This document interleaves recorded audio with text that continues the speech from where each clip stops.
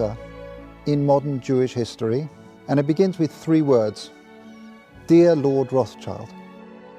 Dear Lord Rothschild, I have much pleasure in conveying to you, on behalf of His Majesty's government, the following declaration of sympathy with Jewish Zionist aspirations, which has been submitted to and approved by the Cabinet. Why was it that this letter was sent by the Foreign Secretary to your great-uncle Walter? It's an interesting question because it was primarily a movement from Eastern Europe, but they didn't clarify who was in charge of that movement. And in addition, it was, after all, in Great Britain. So they felt that the Rothschild family should be the one to whom it was addressed. And Walter was Lord Rothschild, and he was a Zionist. And those really are the background reasons.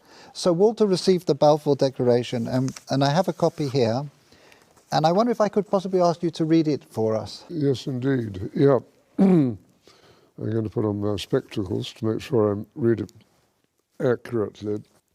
His Majesty's government view with favour the establishment of Palestine as a national home for the Jewish people, and will use their best endeavours to facilitate the achievement of this object, it being clearly understood that nothing shall be done which may prejudice the civil and religious rights of existing non-Jewish communities in Palestine, or the rights and political status enjoyed by Jews in any other country.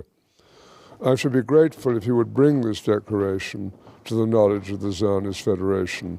Yours, Arthur Balfour. And here it is, the Balfour Declaration. What do you feel when you see it here?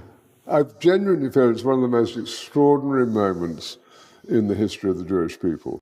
If you think it took 3,000 years to get to this, and then you say, how did this miracle happen?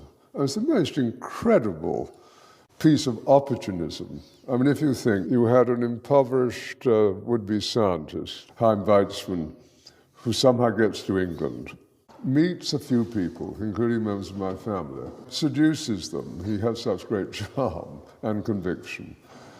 He gets to Balfour, and he unbelievably persuades Balfour and Lloyd George, the Prime Minister, and most of the ministers, that this idea of the national home for Jews should be allowed to take place. I mean, it's so unlikely. And then he starts to fight a difficult battle with the British cabinet, and this letter goes through 5 drafts, as you know. And in the end, it comes out as a rather compromising letter. I mean, the essential point is there for the Jewish community to fasten on to.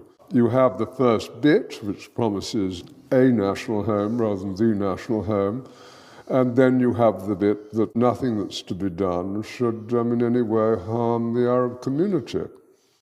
But you come back to the big point, which is that this is perhaps the greatest event in Jewish life for thousands of years.